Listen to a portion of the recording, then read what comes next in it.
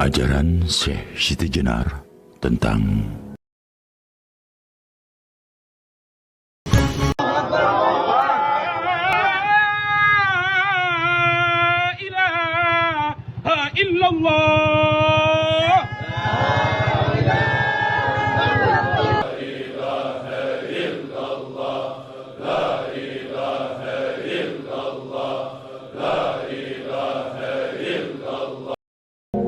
ajaran Syekh Siti Jenar tentang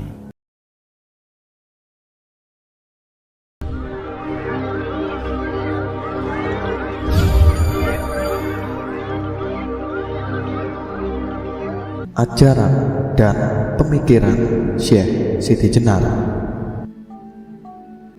Video ini disampaikan untuk menambah wacana dan referensi untuk memperkaya pemahaman, dan bisa juga untuk tujuan menambah perbendaharaan pengetahuan ajaran-ajaran Jawa semata.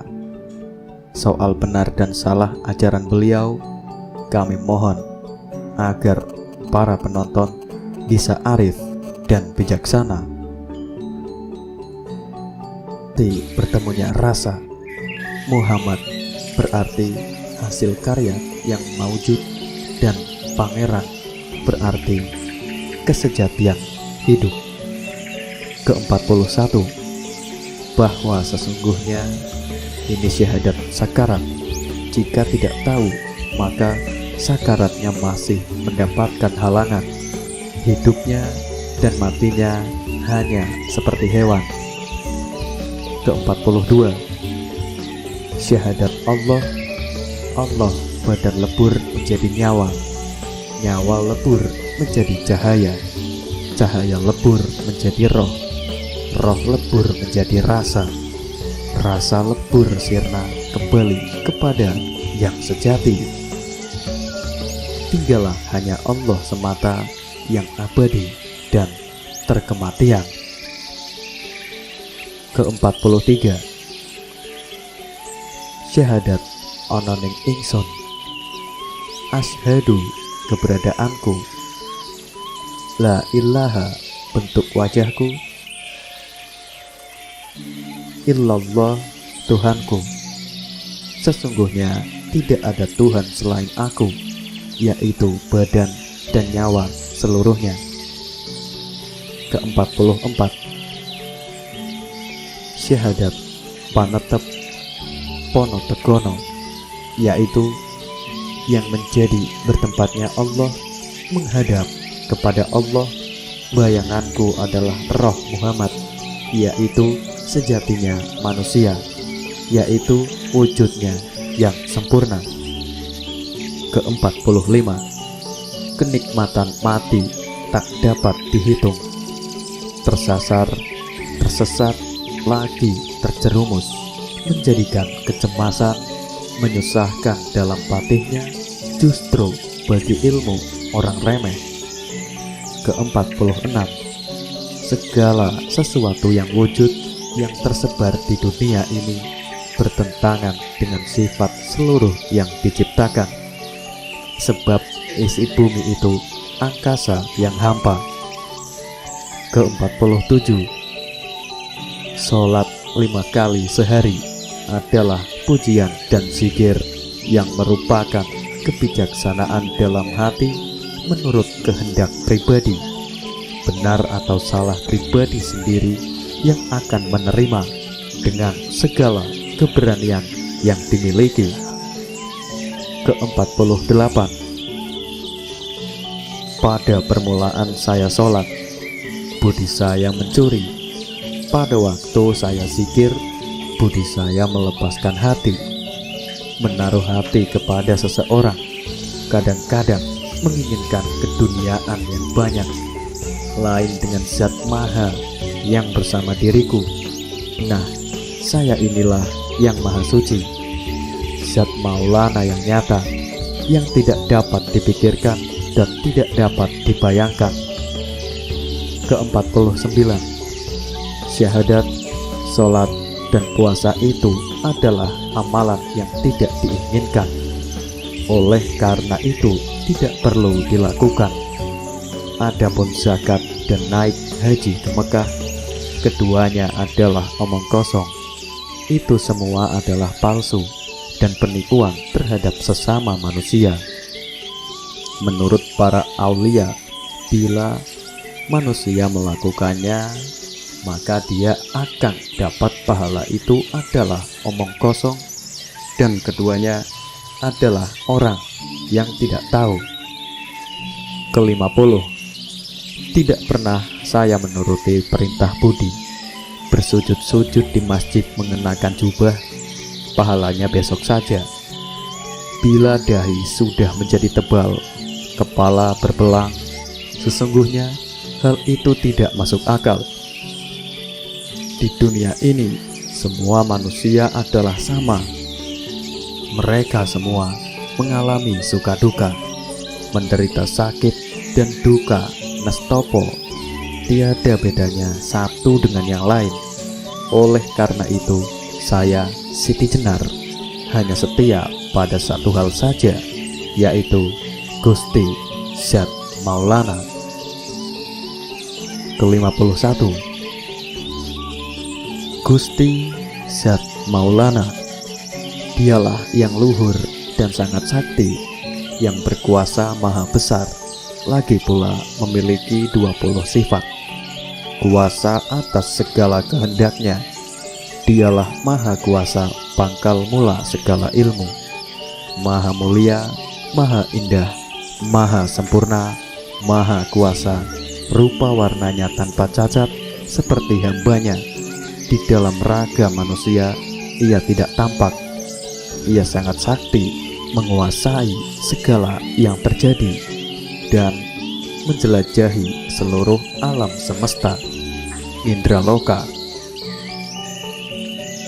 Ke-52, Hyang Widi, wujud yang tak tampak oleh mata, mirip dengan ia sendiri. Sifat-sifatnya mempunyai wujud seperti penampakan raga yang tidak tampak. Warnanya melambangkan keselamatan, tetapi tanpa cahaya atau teja. Halus, lurus terus-menerus, menggambarkan kenyataan tiada dusta, ibaratnya kekal tiada bermula. Sifat dahulu yang meniadakan permulaan karena asal diri pribadi. Ke-53, mengertilah bahwa sesungguhnya ini syahadat sakarat. Jika tidak tahu, maka sakaratnya masih mendapatkan halangan. Hidupnya dan matinya hanya seperti hewan. Ke-54, Syekh Siti Jenar mengetahui benar di mana kemusnahan anta yang mulia, yaitu zat yang melanggengkan budi berdasarkan dalil rama itu. Ialah dalil yang dapat memusnahkan beraneka ragam selubung, yaitu dapat lepas bagaikan anak panah, tiada dapat diketahui di mana busurnya. Syariat, tarekat, hakikat, dan makrifat musnah tiada terpikirkan. Maka sampailah Syekh Siti Jenar di istana sifat yang sejati. Ke-55, kematian ada dalam hidup, hidup ada dalam mati. Kematian adalah hidup selamanya yang tidak mati, kembali ke tujuan dan hidup langgeng selamanya. Dalam hidup ini adalah ada surga dan neraka yang tidak dapat ditolak oleh manusia. Jika manusia masuk surga, berarti ia senang. Bila manusia bingung, kalut, risih, muak, dan menderita, berarti ia masuk neraka. Maka kenikmatan mati tak dapat dihitung. Ke-56, Hidup itu bersifat baru dan dilengkapi dengan panca indera. Panca indera ini merupakan barang pinjaman yang jika sudah diminta oleh yang mempunyai akan menjadi tanah dan membusuk, hancur lebur, bersifat najis. Oleh karena itu, panca indera tidak dapat dipakai sebagai pedoman hidup. Demikian pula budi, pikiran, angan-angan, dan kesadaran berasal dari panca indera, tidak dapat dipakai sebagai pegangan hidup. Akal dapat menjadi gila, sedih, bingung, lupa, tidur, dan seringkali tidak jujur. Akal itu pula yang siang malam mengajak kita berbuat dengki, bahkan merusak kebahagiaan orang lain. Dengki juga akan menimbulkan kejahatan, kesombongan yang pada akhirnya membawa manusia ke dalam kenistaan dan menodai citranya. Kalau sudah sampai sedemikian parahnya, manusia biasanya baru menyesali perbuatannya. Ke-57. Apakah tidak tahu bahwa penampilan bentuk daging, urat, tulang, dan sumsum busa rusak dan bagaimana cara Anda memperbaikinya? Biarpun bersembahyang 1000 kali setiap harinya, akhirnya mati juga. Meskipun badan Anda tutupi, akhirnya kena debu juga. Tetapi jika penampilan bentuknya seperti Tuhan, apakah para wali dapat membawa pulang dagingnya? Saya rasa tidak dapat. Alam semesta ini adalah baru. Tuhan tidak akan membentuk dunia ini 2 kali, dan juga tidak akan membuat dunia ini 2 kali, dan juga tidak akan membuat tatanan baru. Ke-58. Segala sesuatu yang terjadi di alam ini pada hakikatnya adalah perbuatan Allah. Berbagai hal yang dinilai baik maupun buruk pada hakikatnya adalah dari Allah juga. Jadi sangat salah besar bila ada yang menganggap bahwa yang baik itu dari Allah dan yang buruk adalah dari selain Allah. Oleh karena itu, af'al Allah harus dipahami dari dalam dan dari luar diri manusia. Misalnya, saat manusia menggoreskan pensil, disitulah terjadi perpaduan 2 kemampuan kodrati yang dipancarkan oleh Allah kepada makhluknya, yaitu kemampuan gerak pensil. Tanah yang terlempar dari tangan seseorang itu adalah berdasar kemampuan kodrati gerak tangan seseorang. Maksudnya, bukanlah engkau yang melempar, melainkan Allah yang melempar ketika engkau melempar. Ke-59. Di dunia ini kita merupakan mayat-mayat yang cepat juga akan menjadi rusak dan bercampur tanah. Ketahuilah juga bahwa apa yang dinamakan Kawula Gusti tidak berkaitan dengan seseorang manusia biasa seperti yang lain. Kawula dan Gusti itu sudah ada dalam diriku. Siang dan malam tidak dapat memisahkan diriku dari mereka. Tetapi hanya untuk saat ini Kawula Gusti itu berlaku, yakni selama saya mati. Nanti kalau saya sudah hidup lagi, Gusti dan Kawula lenyap. Yang tinggal hanya hidupku sendiri, ketentraman langgeng dalam Anda sendiri. Biar kamu belum menyadari kata-kataku, maka dengan tepat dapat dikatakan bahwa kamu masih terbenam dalam masa kematian. Di sini memang terdapat banyak hiburan macam warna. Lebih banyak lagi hal-hal yang menimbulkan hawa nafsu. Tetapi kau tidak melihat bahwa itu hanya akibat panca indera. Itu hanya impian yang sama sekali tidak mengandung kebenaran, dan sebentar lagi akan cepat lenyap. Gilalah orang yang terikat padanya. saya tidak merasa tertarik, tak sudi tersesat dalam kerajaan kematian. Satu-satunya yang kuusahakan ialah kembali kepada kehidupan. Ke-60.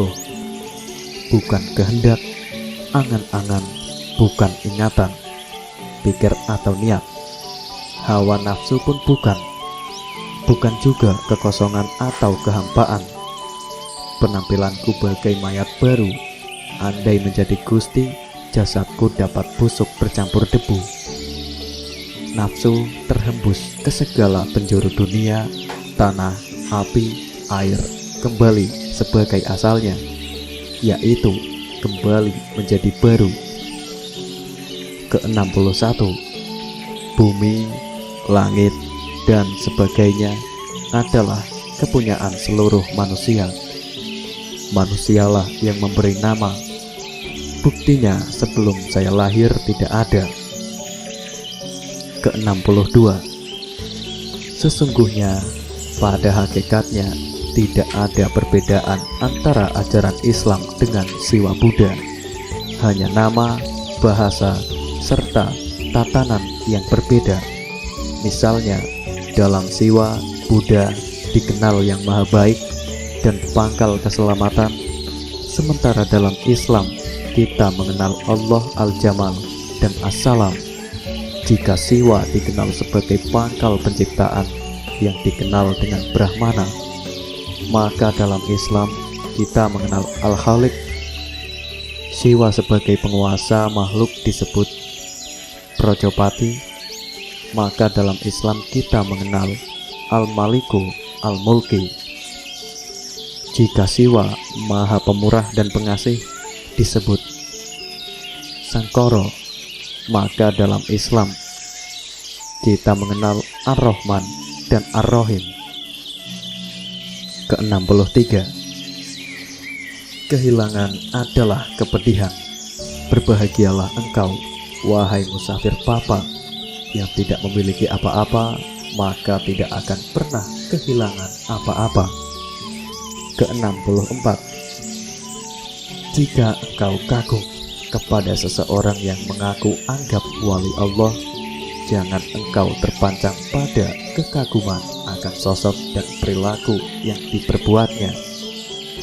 Sebab saat seseorang berada pada tahap kewalian, maka keberadaban dirinya sebagai manusia telah lenyap, tenggelam ke dalam Al-Wali. Ke-65. Kewalian bersifat terus-menerus. Hanya saja saat tenggelam dalam Al-Wali berlangsungnya cuma beberapa saat, dan saat tenggelam ke dalam Al-Wali itulah sang wali benar-benar menjadi pengejawantahan Al-Wali.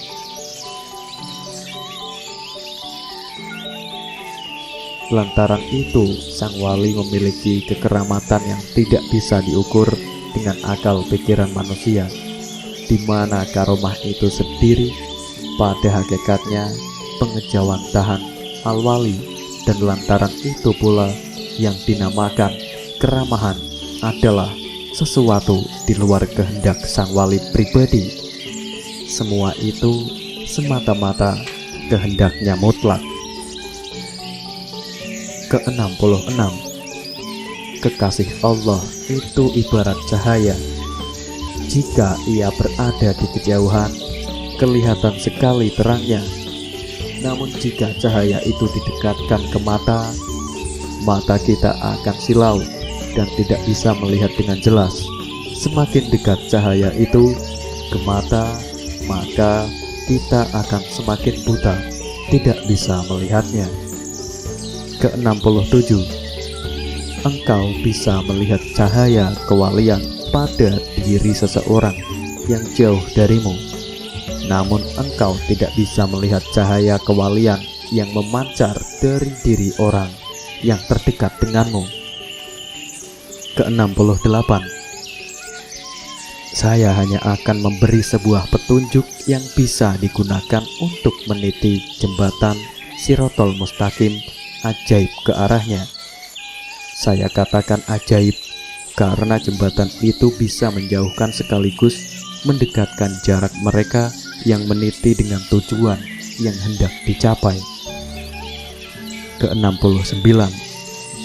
Bagi kalangan awan, istighfar lazimnya dipahami sebagai upaya memohon ampun kepada Allah sehingga mereka memperoleh pengampunan.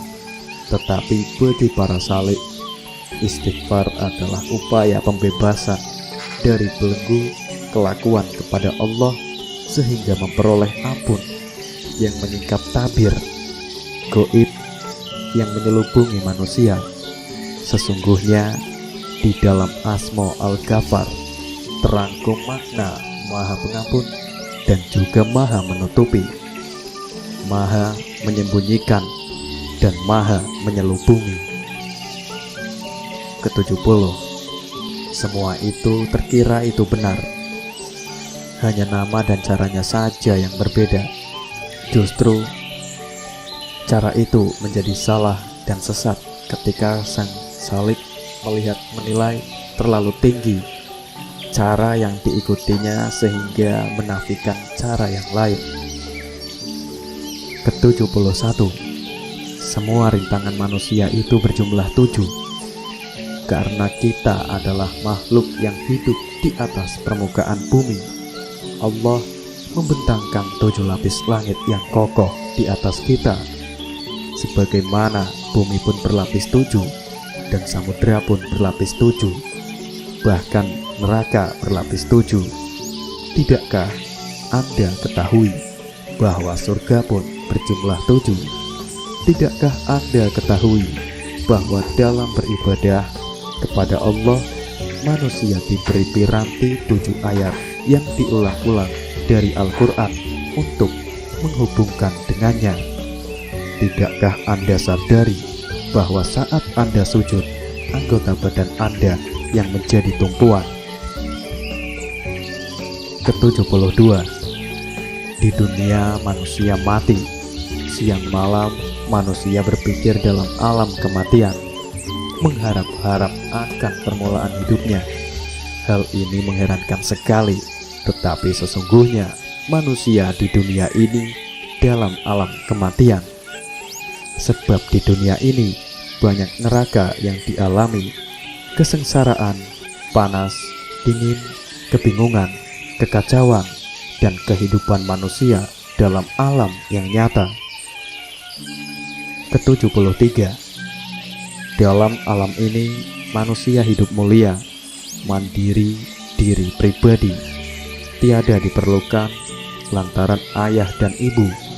Ia berbuat menurut keinginan sendiri, tiada berasal dari angin, air, tanah, api, dan semua yang serba jasad. Ia tidak menginginkan atau mengharapkan kerusakan apapun. Maka apa yang disebut Allah ialah barang baru, direka-reka menurut pikiran dan perbuatan. Ke-74. Orang-orang muda dan bodoh banyak yang diikat oleh budi, cipta iblis laknat, kafir, setan, dan angan-angan yang muluk-muluk yang menuntun mereka ke yang bukan-bukan. Orang jatuh ke dalam neraka dunia karena ditarik oleh panca indera menuruti nafsu catur warna, hitam, merah, kuning, serta putih dalam jumlah yang besar sekali yang masuk ke dalam jiwa raganya. Ke-75. Saya merindukan hidup saya dulu. Tatkala saya masih suci, tiada terbayangkan, tiada kenal arah, tiada kenal tempat, tiada tahu hitam, merah, putih, hijau, biru, dan kuning. Kapankah saya kembali ke kehidupan saya yang dulu? Kelahiranku di dunia alam kematian itu demikian susah payahnya karena saya memiliki hati sebagai orang yang mengandung sifat baru.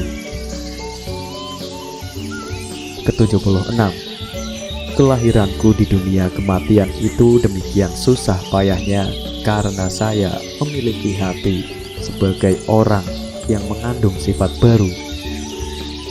Ke-77, keinginan baru, kodrat, irodat, sama, besar, dan ngalim, aliman, betul-betul terasa amat berat di alam kematian ini. Ponco Pronowo Kudus, yaitu 5 penerangan suci, semua sifat saya, baik yang dalam maupun yang luar, tidak ada yang saya semuanya itu berwujud najis, kotor, dan akan menjadi racun. Beraneka ragam terdapat tersebut dalam alam kematian ini. Di dunia kematian, manusia terikat oleh panca indera menggunakan keinginan hidup yang 20 sifatnya, sehingga saya hampir tergila-gila dalam dan kematian ini. Ke-78, hidup itu bersifat baru dengan ponco indro. Ponco indro ini merupakan barang pinjaman yang jika sudah diminta oleh yang mempunyai akan menjadi tanah dan membusuk, hancur lebur, bersifat najis. Oleh karena itu, ponco indro tidak dapat dipakai sebagai pedoman hidup. Demikian pula budi, pikiran, angan-angan, dan kesadaran berasal dari ponco indro, tidak dapat dipakai sebagai pandangan hidup. Akal dapat menjadi gila, sedih, bingung, lupa, tidur, dan seringkali tidak jujur. Akal itu pula yang siang malam mengajak kita berbuat dengki, bahkan merusak kebahagiaan orang lain. Dengki juga akan menimbulkan kejahatan, kesombongan yang pada akhirnya membawa manusia ke dalam kenistaan dan menodai citranya.